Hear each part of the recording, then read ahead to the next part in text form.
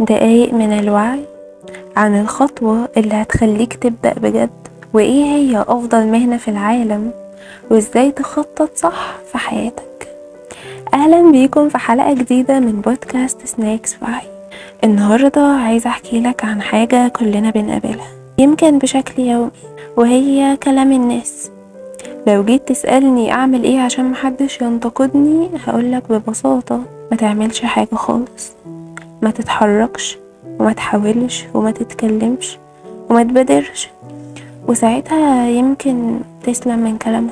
فخليني أقولك الحقيقة، اللي بيشتغل واللي بيحاول دايما هيتهاجم، لأن النقد سهل، أسهل بكتير قوي من المحاولة. يعني حد ممكن يقعد 5 دقايق يعلق على كتاب صاحبه قاعد يكتبه في 5 سنين، بس هل هو يقدر يعمل زيه؟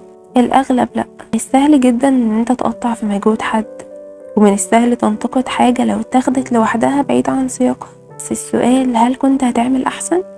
هل عندك الجرأة تبدأ من الأساس؟ طول ما انت بتتحرك طبيعي يجي عليك كلام، ده معناه انك حي، انك بتحاول، وده شيء لوحده يستحق التقدير. لكن لو اخترت تبعد خالص، ما تغلطش وما تشاركش وما تقولش رأيك، ما تحلمش حتى، هتبقى عايش بس مش حقيقي.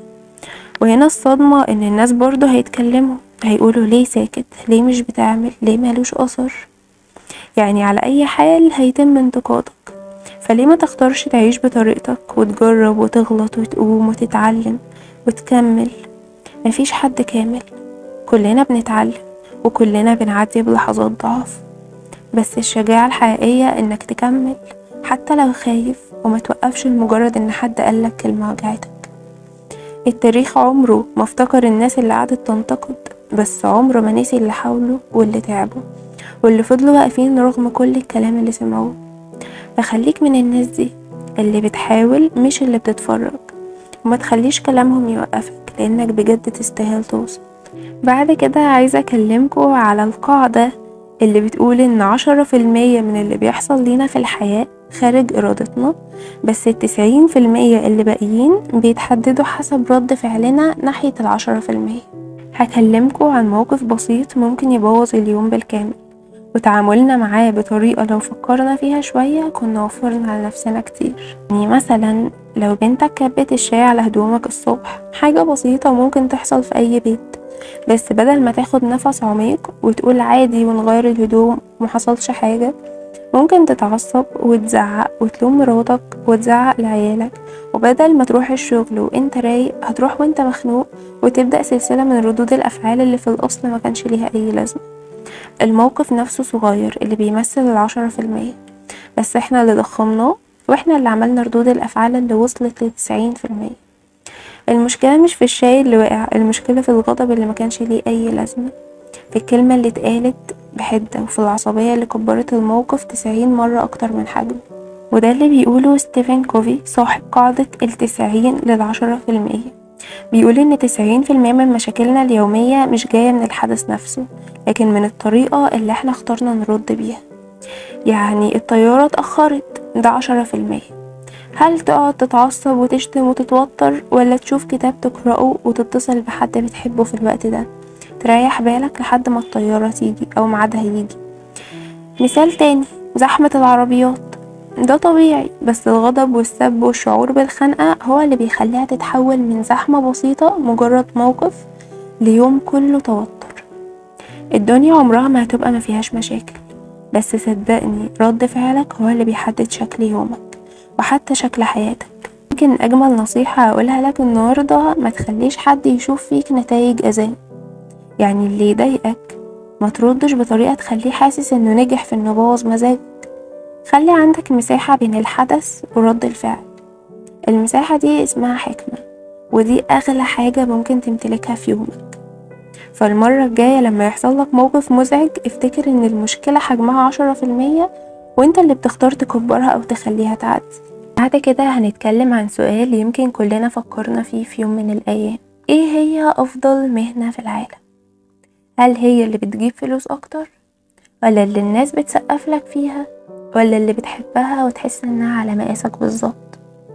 بصراحة أفضل مهنة في العالم هي مزيج من كل ده، بس بشرط واحد، إنها تكون مهنتك انت، مش شغلانة اتفرضت عليك ومش وظيفة دخلتها عشان المجتمع شايفها محترمة.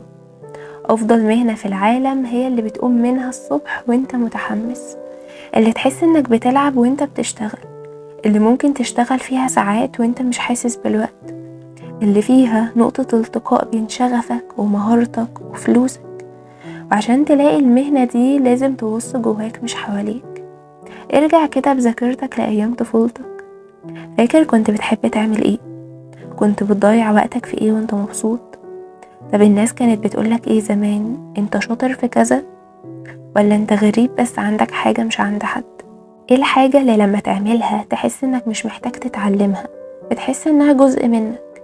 وافتكر كمان ايه الحاجة اللي تقدر تعملها من غير ما تاخد مقابل، بس مع الوقت لو طورتها وبنيت عليها ممكن تكون مصدر رزقك الأساسي. في ناس بتلاقي شغفها في الكتابة، وناس تانية في الطبخ، ناس في التصوير وفي التدريب وفي البيع، في الفن، في الرياضة. صدقني مفيش وصفة واحدة تنفع للكل. المهنة المثالية ليك هي تعريف شخصي جدا، ومفيش حد يقدر يختارها غيرك. والأجمل إنك لما تلاقيها مش بس هتحب شغلك، انت هتلاقي نفسك. وبيني وبينك الناس اللي قدروا يخرجوا من دوامة الوظيفة والسلام واستثمروا في مواهبهم أغلبهم بيعيشوا مرتاحين، بيشتغلوا في اللي بيحبوه، وبيكسبوا كمان من غير ما يحسوا انهم مربوطين أو محبوسين في مكتب أو توقيت. فكر فيها كده، أفضل مهنة في العالم هي اللي بتحبها، زائد بتتقنها، زائد بتكسبك دخل يخليك مستقر وتعيش مرتاح. ابحث عن الحتة اللي بتجمع التلاتة دول مع بعض، وهتلاقي الشغل الحقيقي اللي مش هتهرب منه، ده اللي هتهرب ليه. تالت بارت هنتكلم عنه هو ازاي تخطط اي حاجة في حياتك بشكل سليم وصح. الوقت والفلوس دايما بيخلصوا قبل ما المهمة تخلص، او اي مشروع او مهمة بنبدأها مهما خططنا ليها دايما بتكلف اكتر وتاخد وقت اطول من اللي كنا متخيلينه. يعني مثلا لو ناوي تبني بيت غالبا هتخلصه في ضعف المدة وبميزانية أضعاف اللي خططت ليها. ولو عامل مشروع فتأكد ان 100,000 اللي حسبتها على الورقة هيتحولوا ل200,000 أو أكتر وانت مش واخد بالك. يقول الكاتب عشان كده بقى عندي عادة، أي حاجة بخطط ليها بحط لها هامش زيادة في الوقت والفلوس، يعني تحت مسمى احتياطي، عارف انه هيحصل. بس الغريب الحكمة دي بتنفع ليك في كل حاجة بس ما تنفعش مع غيرك. يعني لما تيجي تشتغل على مشروعك افترض ان الدنيا هتلعب بيك شوية، حط هامش امان. لكن لما تيجي تتعامل مع غيرك سواء موظف فني او حتى حد بيقدم لك خدمة ما تقولوش خد راحتك. الجملة دي اخطر من السلاح، لانها ببساطة بتقوله ما تخلصش. ولما تقول لحد ما عنديش مشكلة لو اتأخرت غالبا مش هيخلص خالص. وانك تدي ميزانية مفتوحة دي كأنك بتقوله اتفضل استغلني. الناس واحنا كمان بنشتغل تحت الضغط احسن. شوف ابداعنا الحقيقي لما نتحشر في الزاوية ويكون في وقت ضيق وموارد محدودة.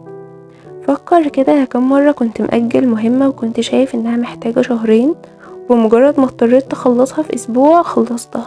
ده لان انك تزنق نفسك في الزاوية بيفعل فينا حاجات سحرية، بيخلينا نركز ونبدع وننجز.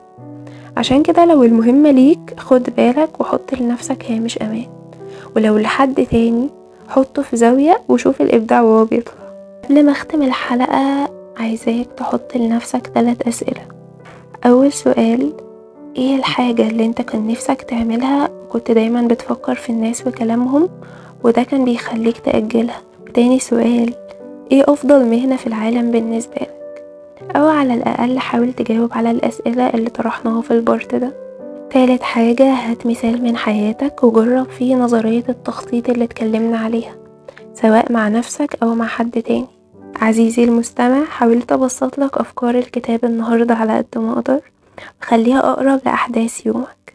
وما تنساش اسمع، فكر، اتحرك.